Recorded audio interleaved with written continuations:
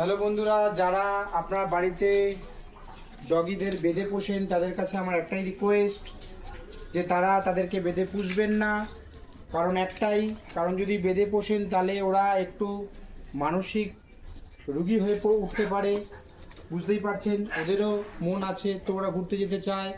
তো যার জন্য আমার বাড়িতে আমি ওকে রেখেছি। ও আমার উইস্কি ওর নাম, ও ভীষণই ভালো বাচ্চা। তো আমি নিয়ে যাচ্ছি এখন। ও কিভাবে চেনটা ধরতে হবে একটু দেখে নিন। আপনারাও যখন নিয়ে বেরোবেন ডান হাতে নিয়ে নেবেন, বা হাতে এরকম লিস্টটা ধরবেন, ধরে নিয়ে এইভাবে আস্তে আস্তে হাঁটাবেন। তাতে ও আপনাকে টেনে বেরিয়েও যেতে পারবে না এবং ও খুব সুন্দরভাবে হেঁটেও যেতে পারবে। এই হাঁটালে